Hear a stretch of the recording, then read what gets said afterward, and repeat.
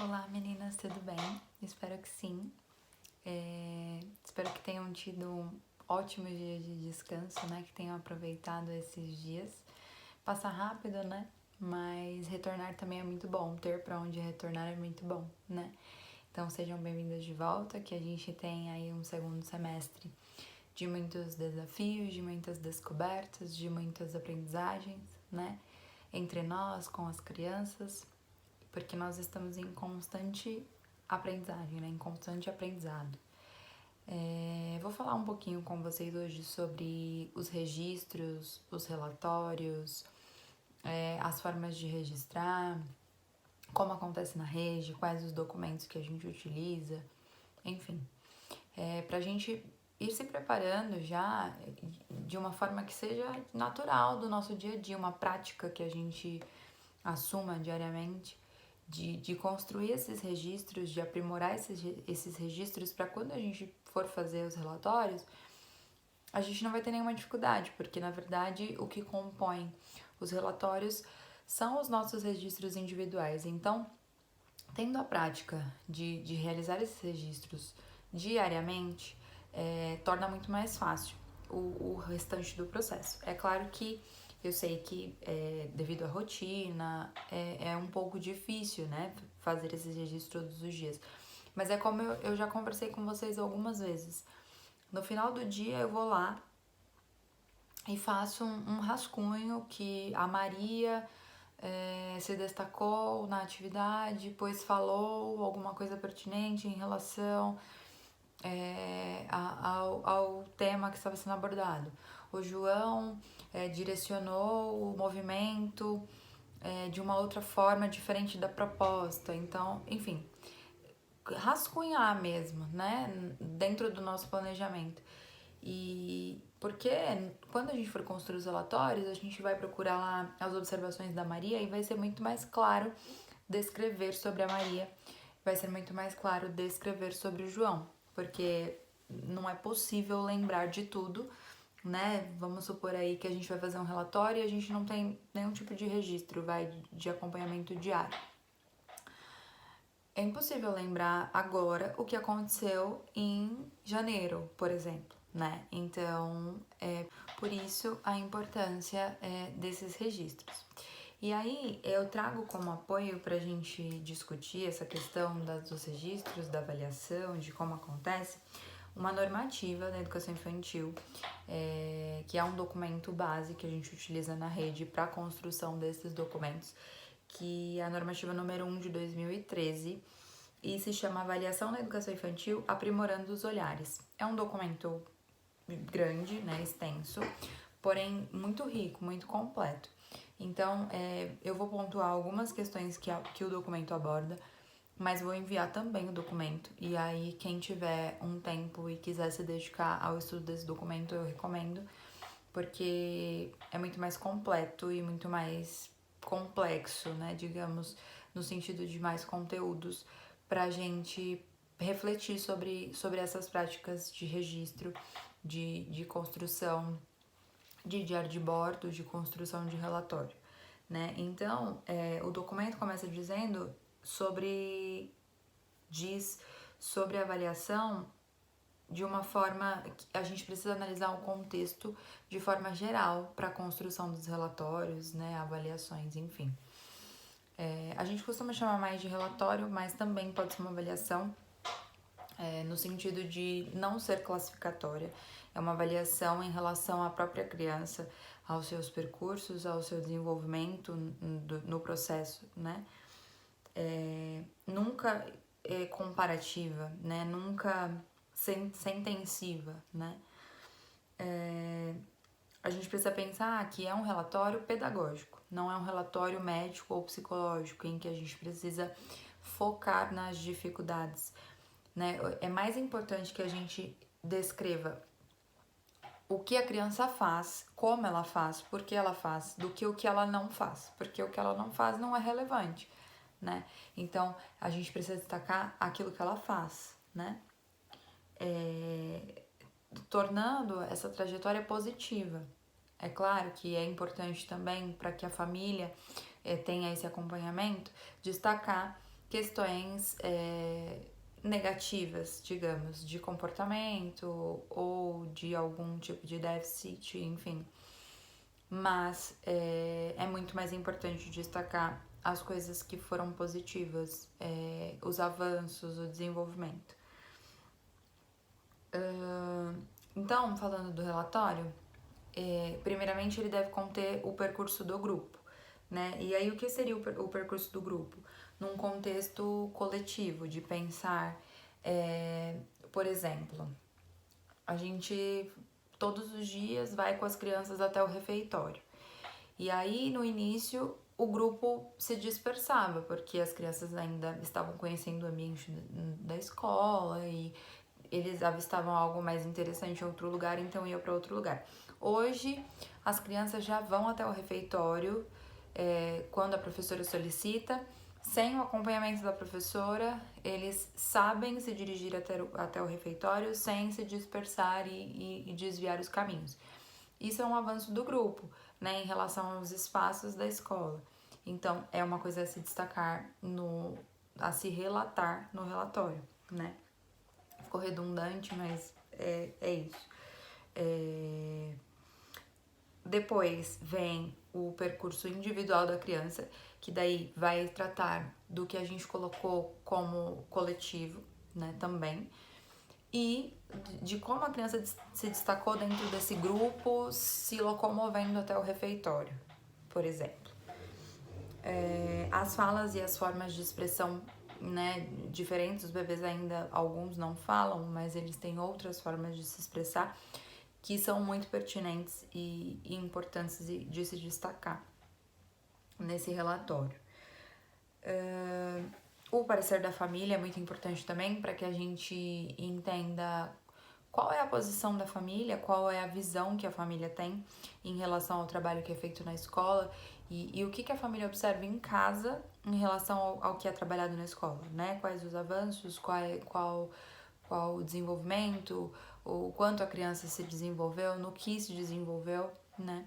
Então, é importante essa comunicação escola e família.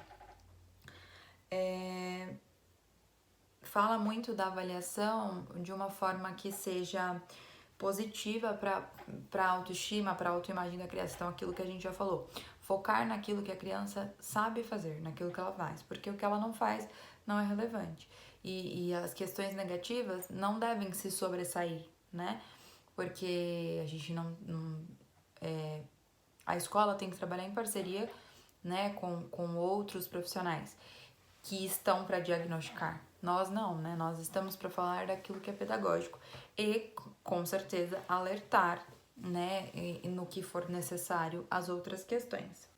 O acompanhamento e o registro devem ser feitos sem objetivo de promoção, que é aquilo que a gente já falou. Sem ser uma coisa taxativa, uma coisa... tem que ser uma coisa diária, natural, individual, quando a gente está pensando em uma criança em específico e coletivamente quando a gente pensa no grupo, né? Mas nunca ser intensiva, né? Em relação a tudo, assim, a dizer aquela criança é aquilo, não. Ninguém é aquilo, né? Aquela criança está aquilo por algum motivo. A gente tem que pensar que os nossos registros servem para construir uma história sobre a criança, um percurso sobre a criança. Então, para quem ler esses registros, eles têm que entender essa criança, ver essa criança, né, nos registros. E também é uma forma de reflexão para nós educadores, porque é a partir dos nossos registros, da devolutiva que a gente tem observando essas crianças, que a gente vai conseguir refletir sobre a nossa prática e aprimorar a nossa prática e modificar ou entender que estamos no caminho certo, né? Então, esse acompanhamento, esse registro diário é necessário para isso, porque a gente tem um percurso de planejamento através das necessidades das crianças e daquilo que a gente gostaria de propor, mas que às vezes toma um outro rumo, porque as crianças tornam as aprendizagens diferentes e inventam outras possibilidades.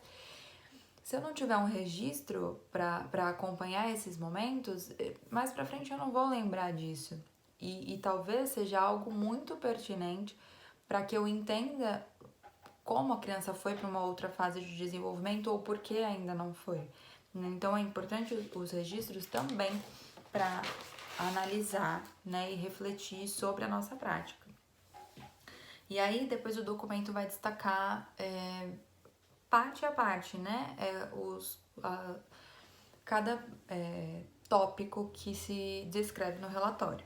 Então ele vai falar do percurso do grupo, como eu já falei, que a gente pode falar no percurso do grupo sobre os projetos que foram desenvolvidos com o grupo, sobre as propostas que foram feitas. No caso, na rede, nós fazemos o relatório semestral. Então, o primeiro relatório foi entregue agora, na reunião de pais que aconteceu agora em julho, e o próximo será entregue em dezembro. Então, nesses relatórios a gente coloca tudo que foi trabalhado no semestre, né? E anteriormente a isso, a gente tem que fazer todo o início de semestre uma carta de intenções. Então, em fevereiro a gente faz uma carta de intenções e agora, em julho, a gente faz outra carta de intenções. E a carta de intenções nada mais é do que um planejamento de forma descrita em uma carta.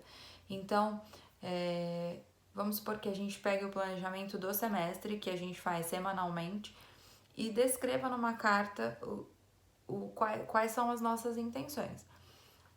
A diferença no início do ano, as nossas intenções são aquilo que a gente acredita que seja possível trabalhar com aqueles bebês ou com aquelas crianças. Então, a gente coloca realmente as nossas intenções, né? As nossas propostas. Mas a gente não conhece essas crianças, né? É claro, tem algumas crianças que já eram da escola e aí permaneceram e nós conhecemos, mas às vezes estava com outro professor. E aí, por isso, é importante os relatórios também estarem na escola, porque eu vou pegar o prontuário dessa criança e vou ler o relatório sobre essa criança e entender essa criança. Mas para conhecer de fato a criança somente estando com ela. Então, o primeiro semestre é baseado mais nas nossas intenções, da nossa experiência enquanto prática pedagógica. O segundo semestre não. O segundo semestre a gente já teve um tempo com essa criança e a gente vai poder aprimorar essas práticas de acordo com as necessidades dos bebês e das crianças, né? É claro que no primeiro semestre isso também é flexível. Às vezes eu propus uma coisa em fevereiro e durante o percurso eu vi que não era possível realizar ou que as crianças estavam a mais do que aquilo que eu propus. É flexível, eu posso modificar e mencionar na outra carta de intenções do outro semestre o que eu trabalhei a mais ou o que foi necessário deixar para um outro momento, né? Então, nesse primeiro tópico do relatório, a gente vai descrever isso, quais foram os projetos. No nosso caso, a gente não tem, né, a carta de intenções, mas é algo a se pensar, a se fazer, porque é nela que a gente vai basear o nosso trabalho e é bem interessante ter esse norte, assim, né? O que eu vou começar a trabalhar, o que eu pretendo para as minhas crianças nesse primeiro semestre, o que eu desejo alcançar, né, com as propostas. Então, a carta de intenções é um documento muito interessante.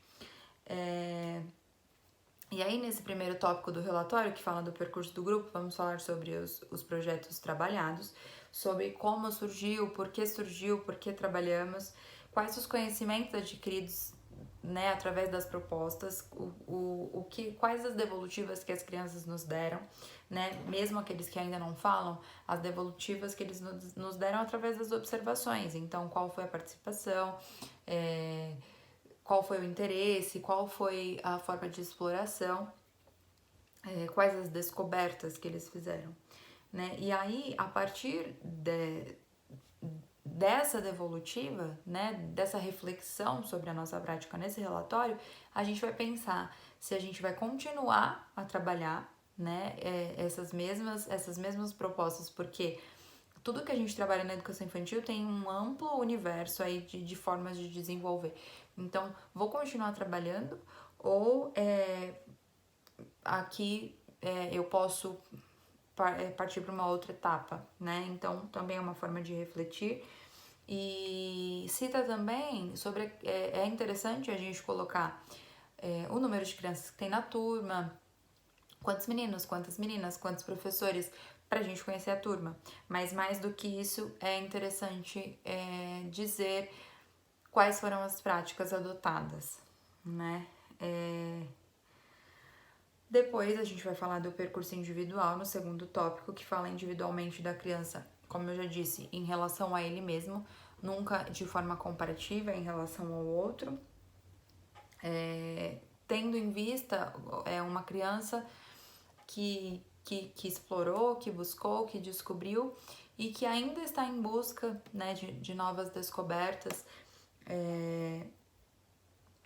E para a gente pensar em situações, por exemplo, a criança ainda manifesta os seus desejos e se expressa através da mordida ou enfim. E aí a gente não enfatizar, ele morde a todo tempo, por exemplo. Observar em qual contexto ele morde, por que ele morde. Ele não é um mordedor, ele está um mordedor, né? Da gente não definir a criança como algo que ela apresenta em relação a determinado contexto, quando apresenta resistência em relação ao comportamento, etc.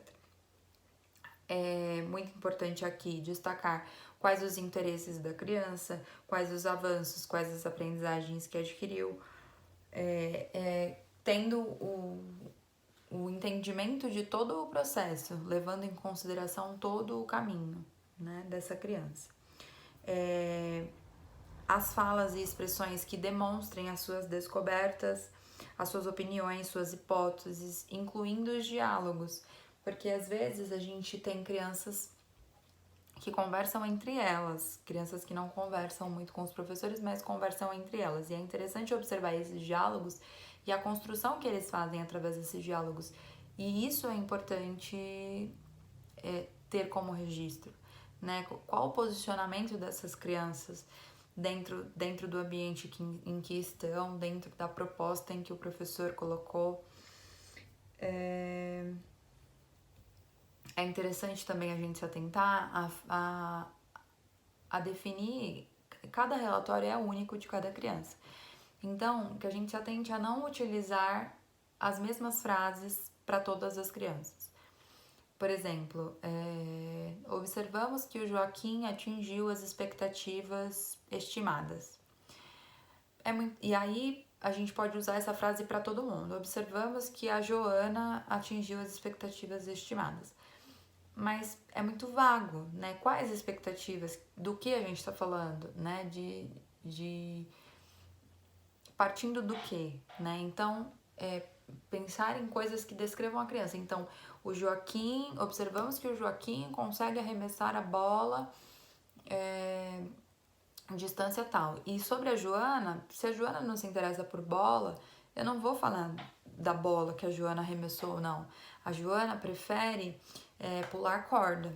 Então, eu vou destacar que a Joana consegue pular corda sem muitas dificuldades, que ela no início apresentava dificuldade, não sabia qual era o movimento e hoje, entende? Então, não tem que existir um modelo fixo para cada criança, né? Um modelo fixo igual para todos, digamos. Existe sim um modelo de relatório de tópicos sugeridos a ser seguidos e que são fundamentais para a construção.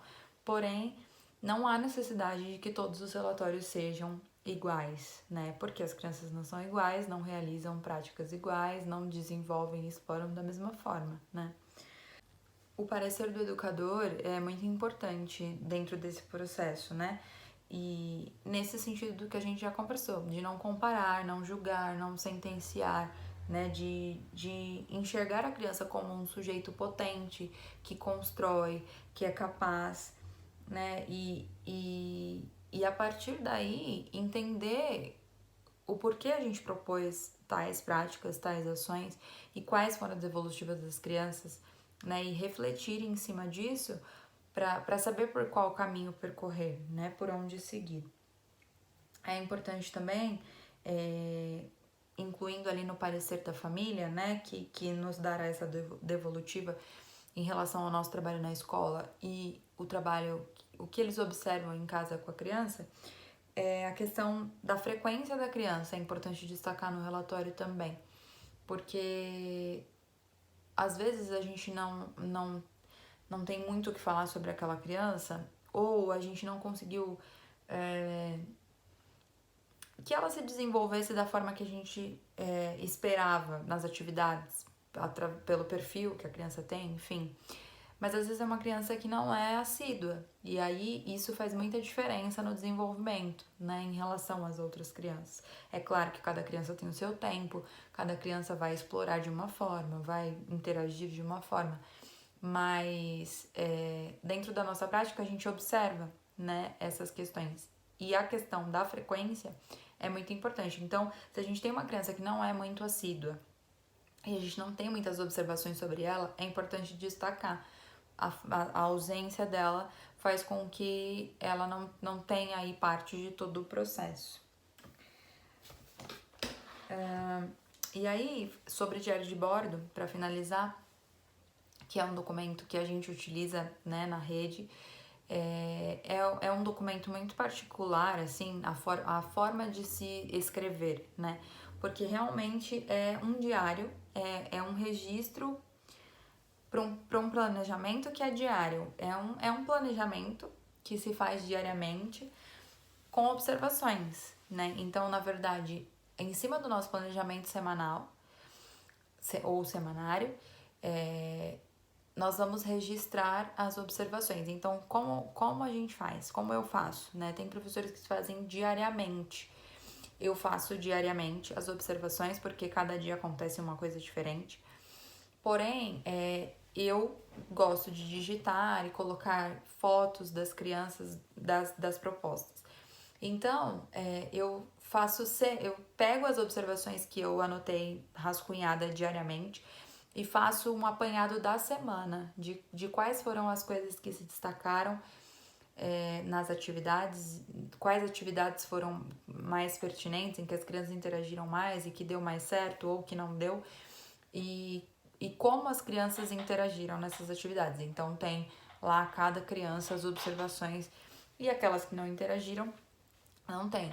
E aí a gente precisa se atentar a observar todas as crianças, porque sempre vai ter aquela criança que é muito mais fácil de observar, porque é uma criança que é falante, que é participativa, que interage com tudo, que gosta de tudo, E aí a gente esquece daquele que se interessa por poucas coisas, que não é tão comunicativo, que é mais tímido. Então, se atentar a ter essas observações. E aí, tendo os nossos registros, a gente consegue se atentar a isso, porque eu vou pegar meu caderno e vou ver que tem muito registro da Maria. E do João tem poucos, então eu não tô observando muito o João, então eu vou pegar um dia para observar o João, né? Uma atividade para observar o João. Eu quero ver como o João tá na questão dos movimentos corporais, do desenvolvimento corporal. Então eu vou observar o João naquela atividade específica, e aí eu foco na observação no João, porque eu já tenho muito sobre a Maria, né? Então é importante se atentar a isso. E o diário de bordo é um documento que tem uma participação efetiva da criança, porque tudo que é registrado ali são observações que são feitas das devolutivas das crianças, né? Tanto em registros escritos quanto fotográficos. Então é um documento extremamente importante, tanto para o professor, quanto para a escola, quanto para as famílias que depois têm acesso a esse documento. É um único documento, que na verdade é um documento da escola, de registro, mas que todo mundo tem acesso. E é bem interessante para você observar e acompanhar o trabalho, né? Porque você vai vendo tudo o que foi desenvolvido, o crescimento das crianças, o quanto eles alcançaram, né? Os desafios que foram vencidos no percurso. E é muito interessante ter esse parâmetro de comparação, entre aspas, de registro escrito e de fotográfico, porque a gente vai construindo uma história mesmo, construindo uma linha do tempo. E aí você pega lá do começo ao final do ano, dá uma super história, né? Uma super história de construção de conhecimento, de autoria das crianças. E aí nós estamos apenas como mediadores ali, como propositores de algo, né? Mas na verdade quem constrói são as crianças. Então é bem interessante observar. É outro documento a se pensar para que a gente comece a refletir sobre o quanto é importante, né? E ter esse acompanhamento para nós refletirmos a nossa prática e para nós acompanharmos, né, o desenvolvimento das crianças e as suas necessidades e tendo um olhar diferenciado, né, para essas crianças. E aquilo que a gente registra e observa é para compreender o que nós mesmos fazemos, o porquê fazemos e como fazemos também. Então, como eu já disse, é uma forma de observação e de registro para um futuro relatório, para um acompanhamento das crianças, com certeza. Mas é uma forma de reflexão do nosso trabalho, porque enquanto a gente escreve, a gente reflete. Eu propus uma atividade que foi para um outro rumo que não deu muito certo, ou foi para um outro rumo que deu muito certo, ou a proposta que eu fiz deu muito certo, né? Então, será que vale a pena eu tentar de novo de outra forma, reaplicar essa atividade, né? Então, é bem importante. E aí, através dessa escrita, desse relatório, desse registro, a gente precisa apoiar a nossa didática nos documentos, então, na BNCC, no projeto político-pedagógico da escola e nos outros documentos que regem a educação infantil, né, que nos levaram a projetar, né, o que nos levou a propor, né, então, o diário de bordo, ele, assim como os nossos registros, eles têm que narrar, eles devem narrar os fatos, narrar aquilo que o nosso planejamento tem que ficar claro ali, na escrita, né? E acho que é isto. Espero mais uma vez ter contribuído, né? É um assunto que a gente poderia ficar falando aqui por muitas horas e dias e discutindo, porque são documentos e questões muito importantes para a nossa prática, para o nosso trabalho, para o aprimoramento da nossa prática e do nosso trabalho, para o acompanhamento, para a reflexão, etc. E, consequentemente, para as crianças, né? Porque a gente aprimora o nosso trabalho pensando em oferecer o melhor para eles. Então, que a gente já comece ou continue fazendo aquilo que a gente já está fazendo de registro, de anotações, de observações, porque logo a gente tem uma outra reunião e vamos construir outros relatórios, né? Então a gente precisa ter aí um embasamento, um registro para falar sobre essa criança, mas que a gente não pense nos registros só com foco nos relatórios, com foco na reunião de pais. Não, que a gente pense no registro como uma forma de aprimorar nosso trabalho, de contribuir com a nossa prática, de ser uma ferramenta de reflexão, né, dentro do nosso dia a dia. E aí isso vai tornar muito mais leve, muito mais fácil no futuro a construção dos outros documentos. Tá bom? Estou à disposição para qualquer dúvida, para qualquer coisa, como sempre. Um beijo e até mais. Um bom retorno para nós.